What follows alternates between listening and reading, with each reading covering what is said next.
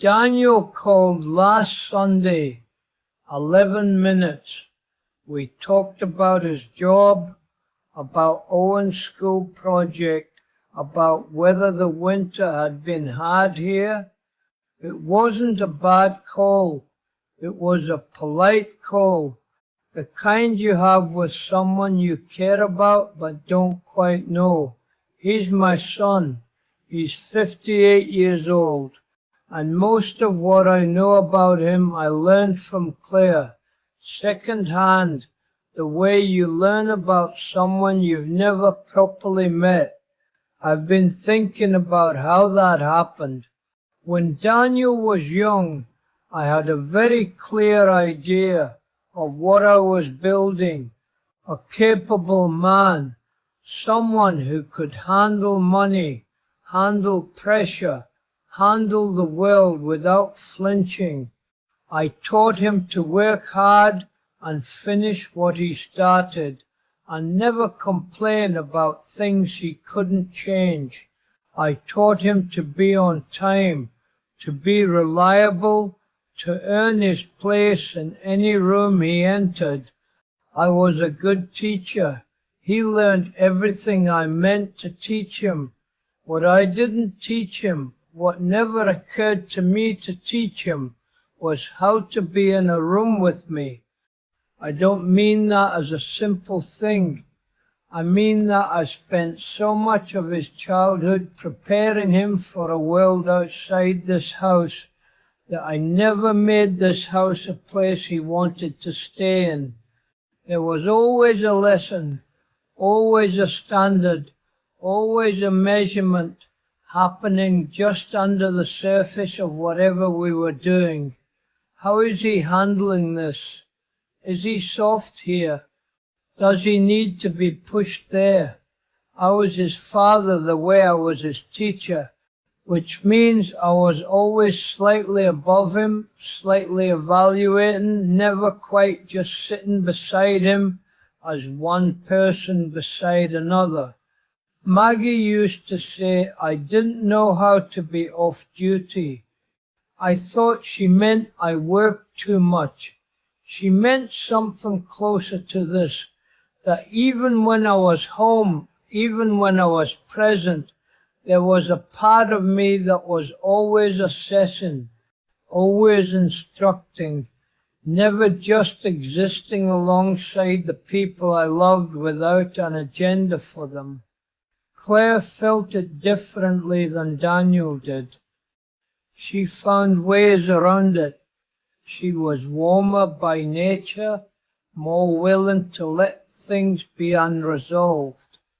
She'd bring me drawings when she was small, and I'd hang them on the refrigerator, but I'd also tell her what she could do better next time.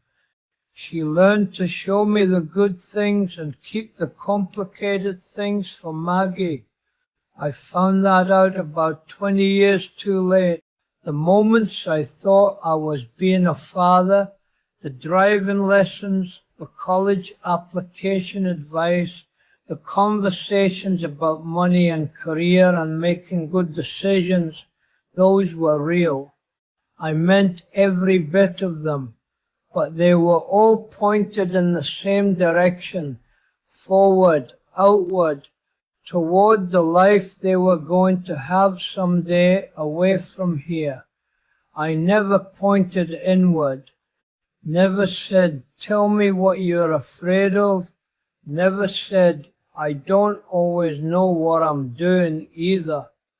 Never sat with them in the ordinary mess of a Wednesday evening and just been a man they could see clearly, with edges and doubts and a history that belonged to both of us. I was a father who prepared his children for the world and forgot to prepare them for me. So when they left, and they left well, both of them capable and steady, exactly as I had designed, they took with them a version of me that was mostly instruction, mostly expectation, not much else. Daniel doesn't call to tell me when things are hard. I understand now that I trained him out of that. Every time he came to me with something difficult when he was young, I helped him solve it, which sounds like the right thing, except that solving it was always the priority, and he was secondary to the solution. He learned that bringing me a problem meant receiving a verdict, so he stopped bringing me problems. He's 58 years old and he handles everything alone. I did that. I built that in him with my own hands and called it strength. There was an evening, he must have been 15 or 16, when he came and sat on the edge of my desk while I was grading papers.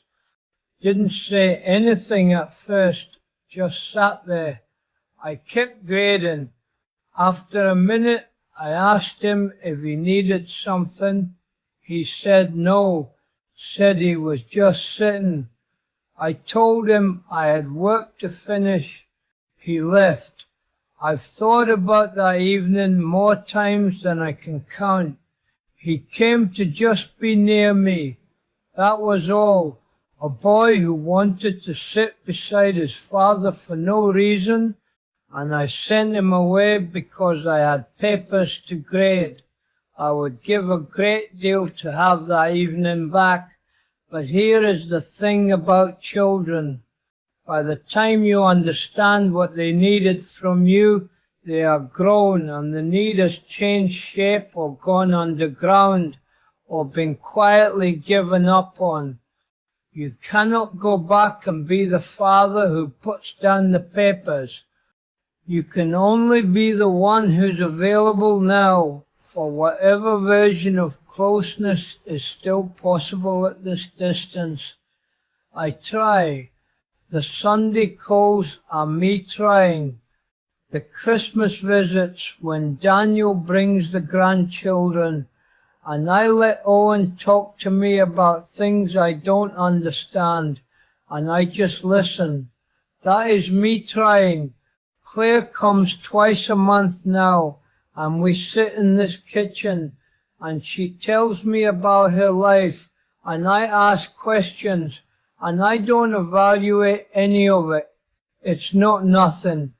It's just not what it could have been. The mistake I made wasn't that I cared about their success. I did care. Genuinely, I still do.